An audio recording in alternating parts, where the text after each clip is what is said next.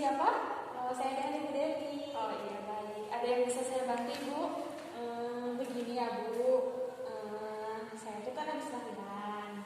Nah, saya itu rencananya pengen di KB nih. Cuman saya tuh takut karena ada kasus gitu ya. Tetangga saya tuh gagal ber-KB. Nah, menurut Ibu gimana ya?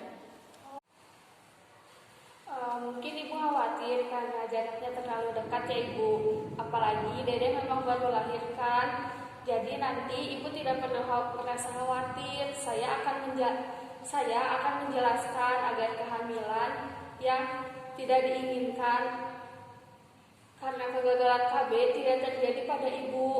Apakah Ibu bersedia mendengarkan konseling dari saya? Bersedia Bu? Baik Ibu, saya akan menjelaskan mengenai kehamilan yang tidak diinginkan atau yang biasa disebut KTD ya Ibu. Jadi itu merupakan kehamilan yang tidak dikehendaki karena waktu yang tidak tepat atau memang tidak diinginkan. Untuk KTD karena gagal KB terjadi pada perempuan yang sudah menikah ya Ibu. Bisa terjadi kegagalan metode, pemakaian atau penggunaan alat kontrasepsi yang sedang digunakan. Ada beberapa alasan pasangan suami istri yang menolak kehamilan. Yang pertama, tidak sesuai perencanaan. Itu entah waktunya yang terlalu cepat atau tidak sesuai dengan kondisi. Yang kedua, biasanya jarak antara kelahiran yang terlalu dekat antara anak yang pertama, kedua, dan seterusnya itu terlalu dekat ya Ibu. Yang ketiga, usia pasangan suami istri entah itu terlalu muda di bawah 20 tahun atau terlalu tua di atas 35 tahun.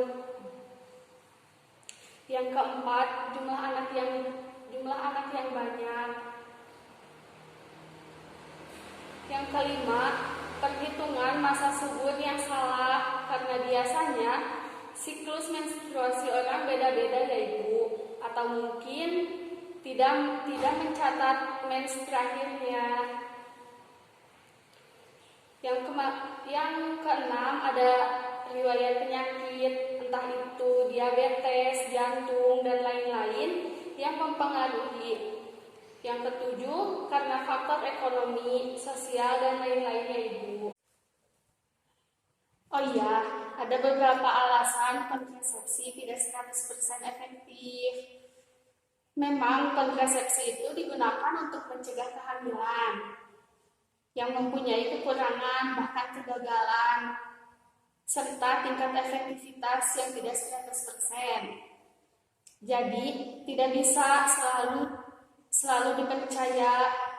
Jadi cara mencegah kehamilan yang tidak diinginkan karena gagal KB yaitu yang pertama, meningkatkan edukasi tentang kontrasepsi dari tenaga kesehatan seperti bidan dan dokter, serta konseling yang kita lakukan pada hari ini ya Ibu. Yang kedua, konseling KB dilakukan oleh pasangan suami istri, jadi tidak hanya ibu sendiri atau bapaknya sendiri. Jadi ibu boleh lain kali ajak bapak ke sini untuk melakukan konseling bersama saya. Yang ketiga, memilih kontrasepsi sesuai kondisi pasangan, terutama jika memiliki riwayat penyakit ibu seperti yang saya tadi sebutkan, seperti ginjal, jantung, dan lain-lain. Nanti kita akan memberi pilihan kepada ibu dan suami tentang kontrasepsi mana yang cocok. Baik Ibu, setelah apa yang tadi saya jelaskan, apakah ada yang mau ditanyakan? Tidak, terima kasih Bu. Baik, kalau begitu Ibu, saya mau minta tolong. Apakah Ibu bisa mengulang kembali apa yang tadi saya jelaskan? Baik Bu, jadi yang dapat saya tangkap tadi dari penjelasan Ibu tuh bahwa kalau misalkan kita tidak ingin terjadi kehamilan yang tidak direncanakan itu, sebaiknya konselingkan dulu ke dokter atau ke bidan yang gitu, bukan intinya kalau mau KB juga, memulai KB juga sebaiknya dikonsultasikan dulu aja kayaknya ke bidan sama ke dokter ya. Iya betul, alhamdulillah sudah mengerti ya Ibu. Semoga bermanfaat konseling kita hari ini. Terima kasih Ibu. Iya, terima